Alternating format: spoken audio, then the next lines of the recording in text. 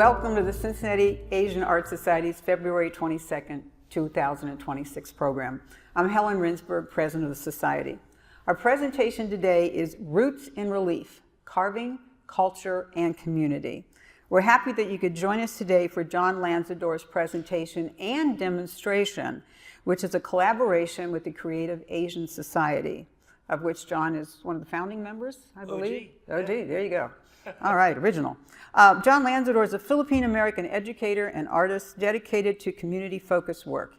He has collaborated with Artworks, VLDG consultants, and Visionaries and Voices, mentoring youth through public art projects that highlight storytelling, identity, and belonging.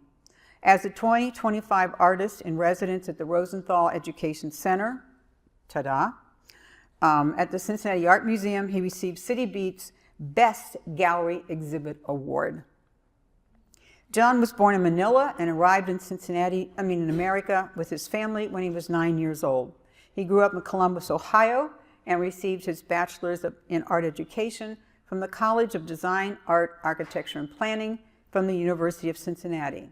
He earned a master's degree, my alumnus, he earned a master's degree at Miami University in Oxford, Ohio, and taught until his recent retirement. He has many murals in Cincinnati, including Queen Shares at Sycamore and Reading Road, one of my favorites, plus a series in East Price Hill. His work is currently on display at Mount St. Joseph's University's San Giuseppe Gallery with other artists from the Creative Asian Society. In this presentation, John will share examples of his collaborative projects and artistic journey, reflecting on how community engagement and cultural heritage shape his practice. Let's welcome John Lanzador.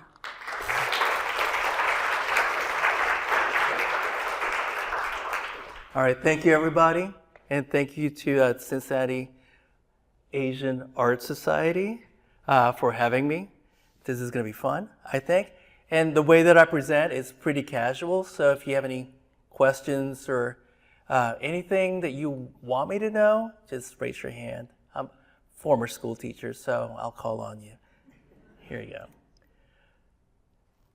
Here's a cool picture of me in front of a lot of artwork. And here's a picture of me. This is my former bread and butter, being a school teacher. I taught elementary school for 33 years, Maddox Elementary in Anderson Township.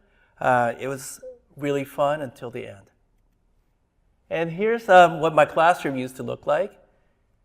I think I stood on top of a table to get that picture. And as Helen has said before, I was born in Manila, Philippines, a while ago. And this is a picture of me and my cousins. And there's a picture of me when I was in kindergarten. I'm in the very front. I put a little arrow there. Front row, as always. My aunt was the school teacher, so inspirations. So one of the things that I used to do, because I'm a little nerdy, was collect stamps. And in stamps, if you ever look at stamps, a lot of the times, there's just a singular object in the middle of it. And my uncle used to collect stamps. Well, he did collect stamps. And one of the things that he told me when he was showing off his stamp collection was just to have a single stamp in the middle of a big frame, because that means that it's worth more. He said the presentation just makes it look more valuable than having a lot of stamps in one frame. So I kind of thought about that, and I still carry that today, and you'll see from my imagery. If you look to the left here is Mexican lottery cards. I love those. Same thing, singular imagery. And finally, pop art with Andy Warhol. And I try to use all these inspirations in my art. I also use tattoo flash, iconography. I like the way they look. I like how graphic they are. And street art is also a big influence in my work. Shepard Fairey, who I got to meet last year? Was it last year? Last year. finally got to meet one of my heroes. And again, more inspiration for you, and you'll see from my imagery why I'm talking about all these things, because they all come together. Over here are medieval illuminated manuscript, Keith Haring, Wayne Thiebaud with the cake, and folk art. One of my favorite things coming out of college, one of the things that I wanted to keep looking at are folk art, especially Howard Finster. So in college, I was a art education major, minor in printmaking, and I really took a liking to wood carving. Not knowing why I really got into it until I looked back in my home that I grew up in Philippines, and I think every home in Philippines had the Last Supper carved out like this. And also one of the scenes of Filipino, like every day, not every day, because they don't dance every day, but if they did, it would look like this. So one of the artists that really kicked off my whole art work and the way I work is Elijah Pierce. I think I used to have his birthday on there. I think it's 1890s. He was a Columbus folk artist. He was a barber that also carved between clients, and he would paint it to just decorate his shop. And he had a show in a gallery in Columbus, Ohio. I grew up in Columbus, Ohio as well, and saw his beautiful artwork. The one to the right is actually at the Cincinnati Art Museum. If you go to their folk art area, it's there. Yeah. Did you ever meet him? No, I never did. I had a chance to buy an artwork at one point and didn't, because I was a teenager, didn't have enough money. But I wish I did, because I'd be rich today. So in 1989, when I had hair, I had an art show at the 840 Gallery back then at University of Cincinnati. My first art show, I wasn't even an art major. No, I was an art major at that point. I started off as a pre-dentist major, so that's why I was asking myself.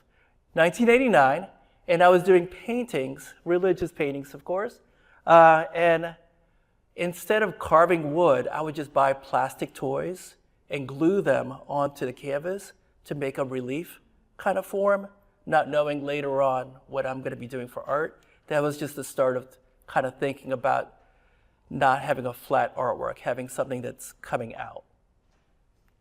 Honestly, I don't even know where these paintings are anymore. So out of college, I wasn't making a lot of art, but I was doing some kind of arty things. I was doing pen and ink drawings, and I was also doing some chalkboard work for friends. And I think it really got popular maybe 10 years ago, chalkboard work for weddings. So I was doing some weddings. I'm doing some shops. I'm doing a lot of chalkboard work for my artwork. Until this lady showed up in my life. This is the Lady Bowler, the famous Lady Bowler. She is really a cake topper. And she kind of stemmed from when I was using toys, gluing them on walls or on the canvas. She was one that I couldn't figure out how to glue on because she's so three-dimensional. Then I'm like, well, maybe I'll just draw pictures of her. And it ended up like that. My goal was to create 300 panels of the Lady Bowlers. So every panel that you see here, I'll try to get louder, has Lady Bowlers on it, even if just parts of the Lady Bowler on it. What it did is it made it easier for me to kind of have a format. There's usually one box with an object and another box with the Lady Bowler. So having that little constricting idea, but also it gave me creativity as far as like I could draw whatever I want on the other box as long as I have the Lady Bowler on the other. So it started in 1996, really just to decorate my apartment at the time. So there's some examples, some close-up.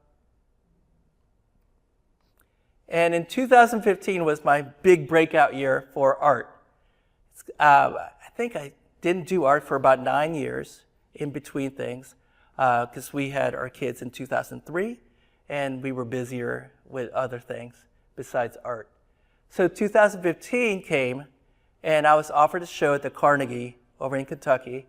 And in 2015, I also got an artworks gig, and I'll show you more about that in a minute. But the Lady Bowler is a standout for me just because I keep making more Lady Bowlers. Until I finally hit 300, which was always the goal, because that's the perfect score for a Lady Bowler. And got it, but I never got to show 300 Lady Bowlers at one time because they're always like being bought or given away or whatever, but still I haven't had a 300 show. In 2020, had a show at the Summit Hotel's gallery event space, and I was able to show the most at that space. I think it was 232 at that point. Still a few shy. If you want to see the Lady Bowlers today, they are now hanging at the 21C hotel. I'm the Elevate artist this year, which means as soon as the elevator doors open on any of the guest floors, you'll see my artwork. So that was a pretty cool deal, and this is one of the setups that they did. So it's 21 Lady Bowlers on each floor for 21C, of course. So, yeah, that was a big get for me. I was super excited about that. So 2014, I don't know why it's flashing. There it goes. 2014, I worked with Artworks. Artworks, if you don't know what Artworks is one of our nonprofits in Cincinnati. And what they do is they recruit, like 14 to 21-year-old and train them to become artists. A lot of the murals, not all the murals, a lot of the murals that you see downtown Cincinnati and all parts of Cincinnati are probably part of Artworks. So in 2014, they would have these big parties, and one of them is the Secret Show. The Secret Show is where they have artists make little postcard-sized artwork and display them, and you don't know who the artist is. People buy tickets. I think it was $75 at the time, and you get to pick any artist that you see hanging up. And this was my artwork, and that was the year that they're like, oh, there's going to be some prizes for artists that year if you're in the top 25. And I happened to get on the top 25 that year. So the prize is this. Cincy Inc. It happened with the help of Artworks and 2 artists from Transylvania University, Kurt and Cremena. And what they did was kind of create this event for Cincinnati. So what it was during one of our music festivals, I think it was a Midpoint Music Festival, they had all these postcards given out, and they asked people to write what they love about Cincinnati. And so they took all these cards, postcards, little letters about Cincinnati, and gave it to this group called Chase Public. And they're poets, writers, and they created a huge long poem about Cincinnati. You can still find it today online. I think I have it. Yeah, copy and paste that. It's called 7 Hills and a Queen to Name Them. What Kurt and Cremena did, the artists from Transylvania, is they took phrases, parts of this poem and had people tattoo parts of that poem on their body. So there's 263 people that were tattooed, and some of them are here, with the phrases from the poem. here, including me. I picked to draw you. They got special people to pick special things that they wanted. Anyways, eventually we all got together, all of us got together, got in line, and read the poem off our bodies. After that, we also did these mini posters that was all over OTR with parts of the poem. We all got a part of the poem to illustrate, and they turned out really beautiful.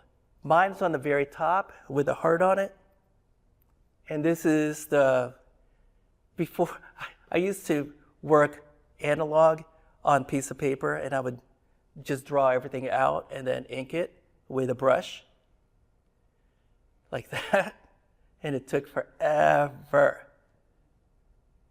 But it always turned out pretty good. So out of the top 25 artists that they selected to make this mini mural, they picked one to become a permanent mural in Cincinnati, and mine happened to be the one that they selected. So this is my original drawing for that mural.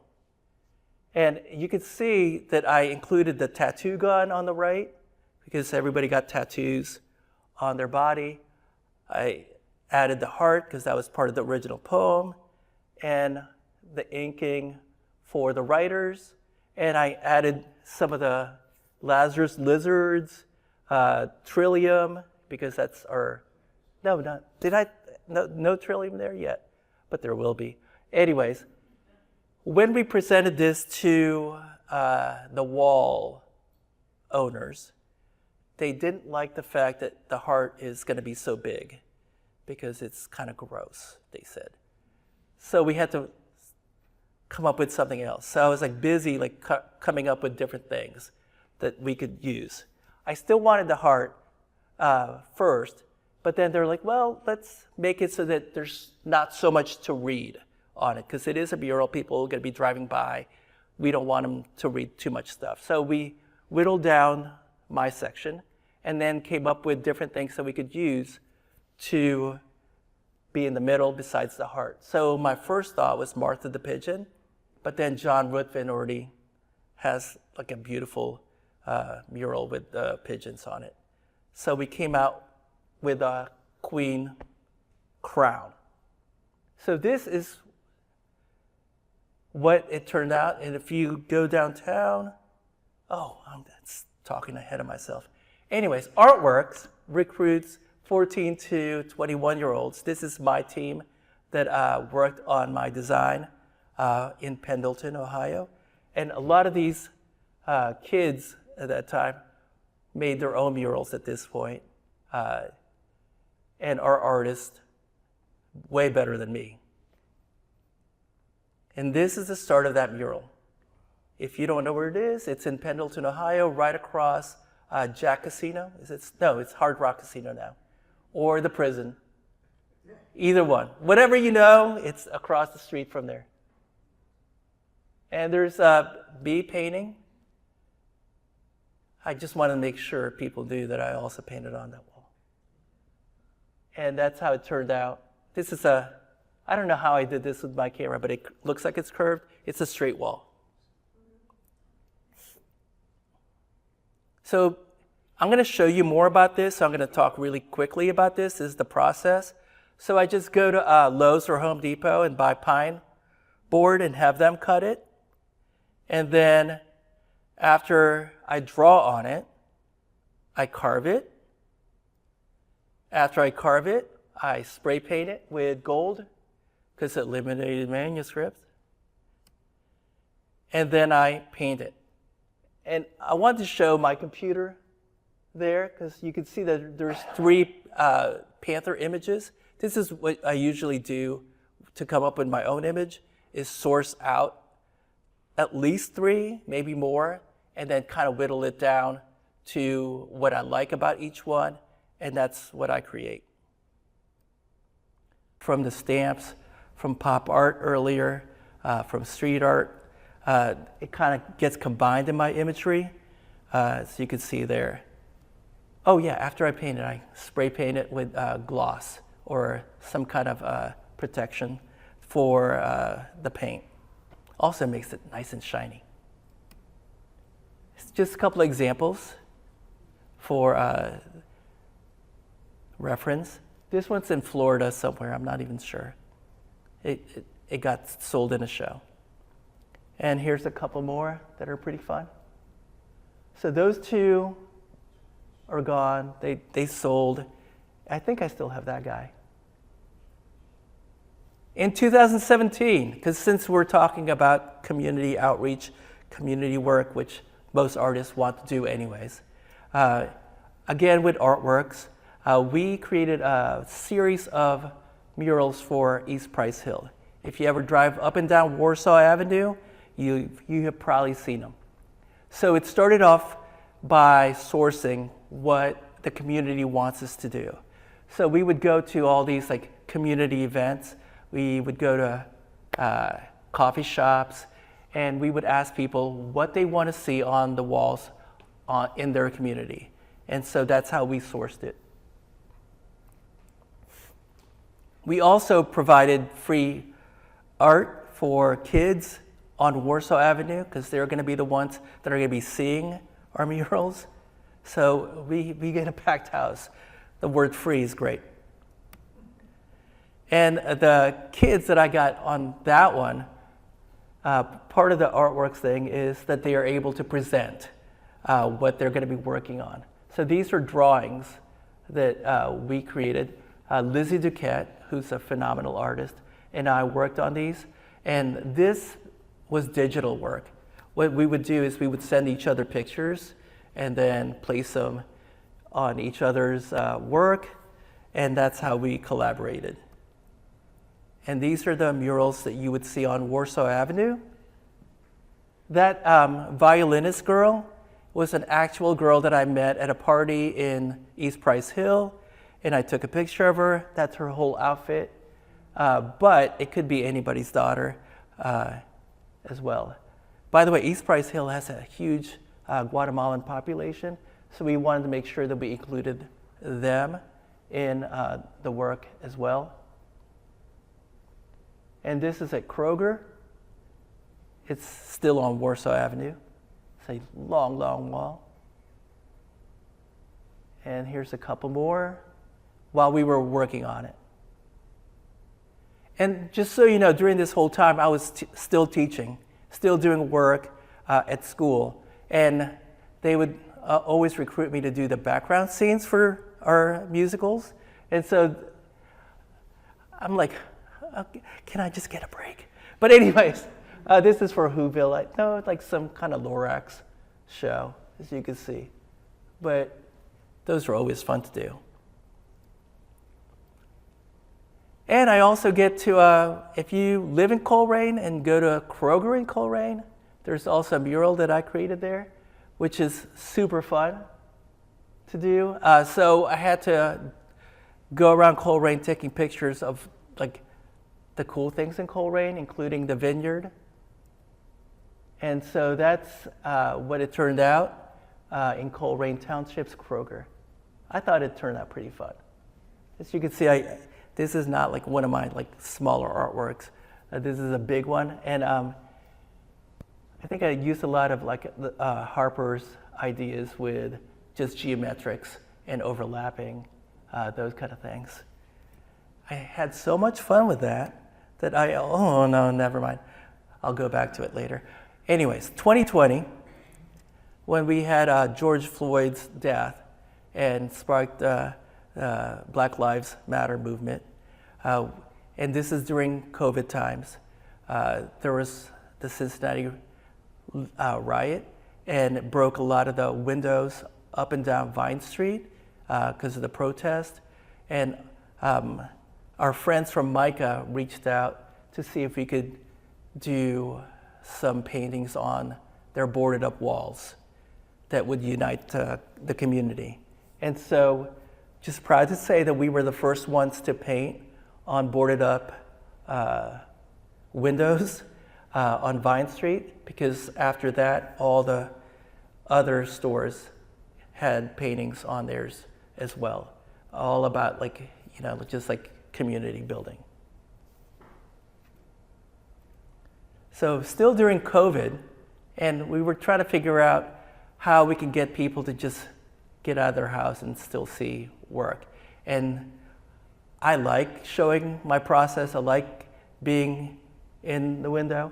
So Shakespeare, Cincinnati Shakespeare, help me out, company, yes, reached out and they wanted to see if I would do some artwork for them. I think they were doing Hamlet at that time. And so they weren't letting people in, but they would want people to just kind of come and see their place. And so I was basically an artist in an aquarium tank. So people would look from the other side of the window and look in to see what I was working on. And you could see that they also live broadcasted my process. And so those are what turned out for the Shakespeare, Cincinnati Shakespeare Company, or Lanzador Hamlet, which I thought was really cool. Show at the Carnegie again. These skulls have been with me for a while, and I'll show them again later on. This is my school. This is what I was saying, how much fun I had creating geometric artwork. This is a mural that we did for my school. There's my lovely wife working on it. Cheap labor. And this is one of the fun things I did.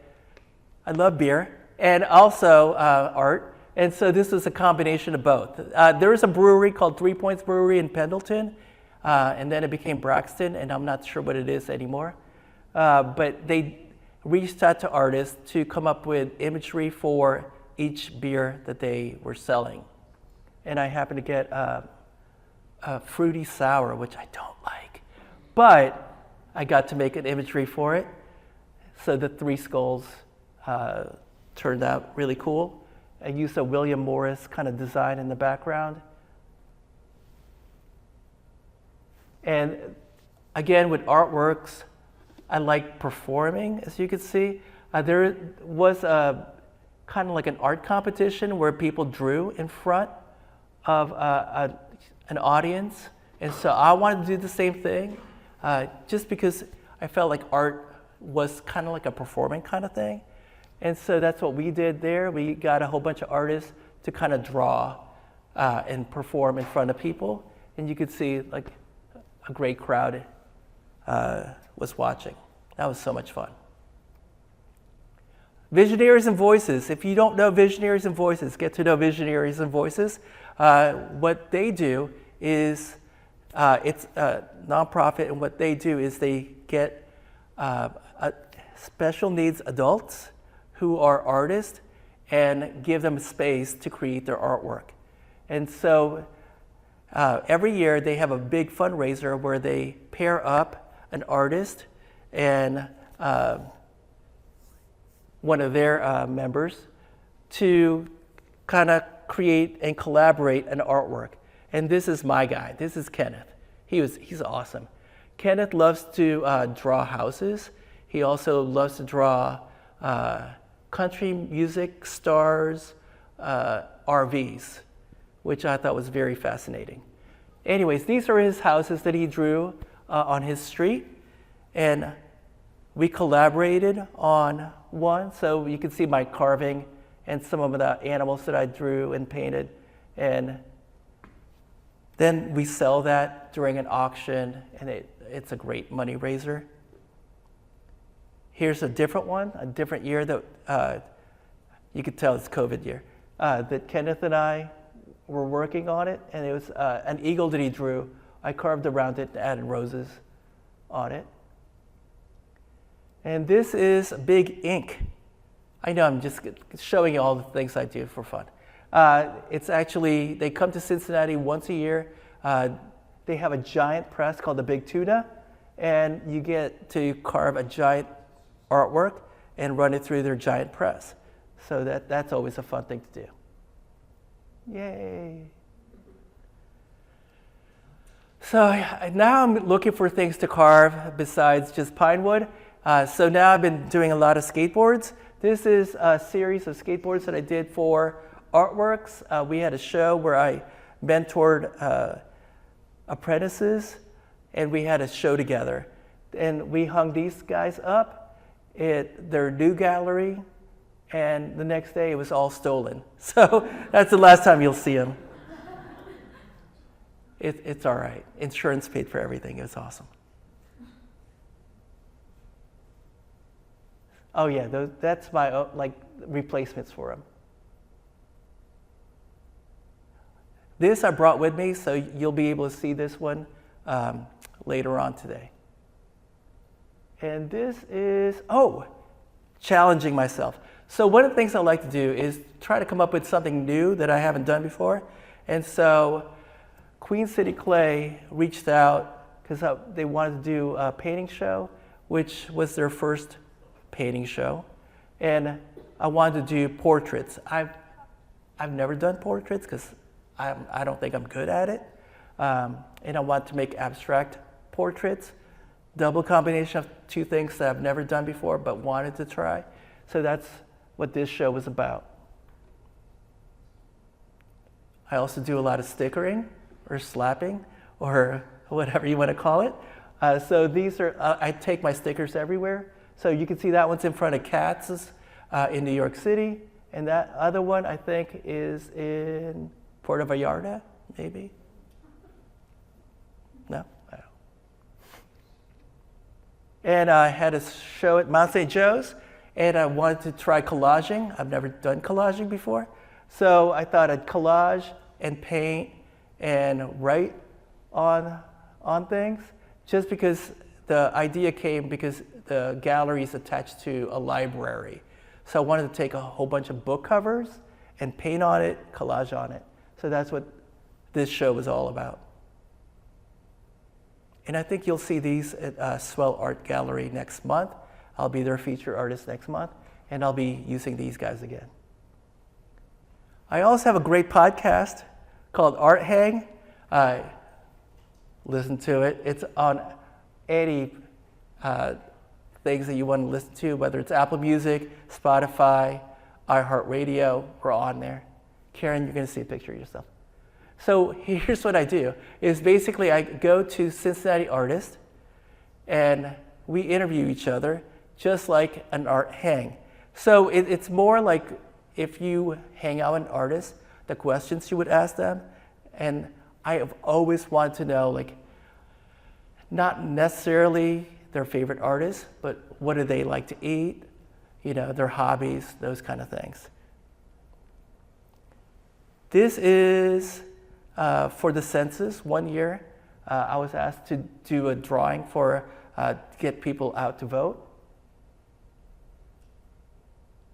And Arts Vote Ohio last year, asked me to do a little lawn marker for them. And again, beer and me. Here we are at Esoteric. It's a great place,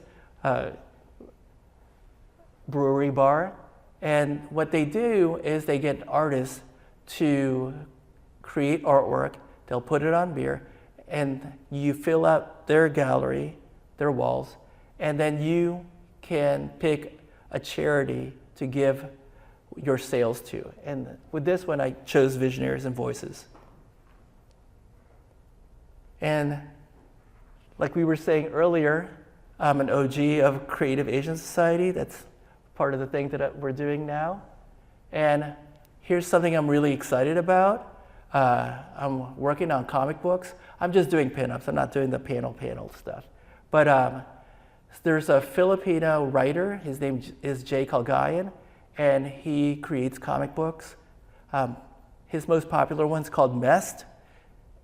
And this one's called The Filipino Assassin. It's about a boxer, lived in Cincinnati, became a champion, and then was assassinated. It's the first hate crime in Cincinnati. So that's what that story's about, and I got to do a pinup for it. Also, with Gary the Lion there, and the reason why is I'm this year's AAPI artist for the FC game. So just stay tuned for that. That's going to be a good one. Currently, if you want to see my artwork, besides having it across the hallway, it's going to be, right now we're at Alive and Well in Clifton. If you've never been, it's a great place. It smells really good inside. And my walls are there. So now I'm going to get back to what I'm doing here at Cincinnati Art Museum. So if you saw my first slide, you saw my pigs all over the walls. So that was my third trying to get into that REC space, the rec space. My first try was to use this beautiful triptych, and most of you have probably seen this if you go to this museum, and turn it into a DJ booth. So that was the first idea. So you can see like the turntables in the middle, do like our characters on the sides, put it on a stage, but that was turned down because of I don't know why, but it wasn't selected. So another idea, another one that's not selected, I actually love this idea, is to create a giant, a smaller Cincinnati with mats and cardboard, those kind of things, and have kids dress up as kaijus or Godzillas or Mothras, King Kong, and then they wreck that city. So they're basically going around wrecking Cincinnati. And so that was turned down too. For the reasons that you would think that it's not cool to wreck Cincinnati. But I thought it'd be fun, then we'll put it back up. We'll just keep rebuilding. So earlier today we had lunch at the cafe. So this was my inspiration for my third piece. Is you can see this is Hunt Slocum's bunny wall. And I love that bunny wall. And this mural that was also part of Terrace Plaza Hotel that is now across from the cafe. So here, if you're like, I can't draw because I can't get into that space, this is my drawing that won it for me, just so you guys know. So this is the original idea to create a pig wall because of, Cincinnati, and then 2 murals that's Miro inspired on the sides, and have a mini cafe at the Rosenthal Education Center area, and have a mini kitchen for like the cooks, of course. And so that one won, that got approved. So I was super excited to do that. So first thing we did was go to every thrift store every weekend and buy up all the frames that we could find. So there's my car full of frames. I'm like putting it on the driveway to make sure that I have enough frames to fill up that wall. Trying different styles, because if you saw the Hunt Slocum, it just looks almost kind of like a contour drawing. So I wanted to do something simple. And then that was my first try on the left side. And my daughter said that they looked like pigs instead. Or no, they looked like cows. They looked like cows. So I'm like, oh, they're not supposed to look like cows. So the one on the right is the style that we came up with, or that I came up with, that is more simple and more like a contour drawing. So I think I did 80 paintings of the pigs, lots and lots of pigs. And then we hung them up. And that was a really exciting day to see them go up on that wall. And that's the award-winning exhibit for 2025. As you can see, we try to create that chair wall space, the Miros on either side. And I wanted to kind of create a pig Miro. If Miro would create pigs, what would it look like? And so those are the kind of designs that I came up with as well. And then we bought a whole bunch of cafe tables and a kitchen. You could kind of see a part of it as well. And part of the deal with being the REC artist is that you also do these community services like making drawings for kids. And so that's what I did here. I bought a whole bunch of framed papers and then drew pigs on them, and then the kids would decorate it and color it in. So that's it. Any questions so far? Because I'm done. Thank you.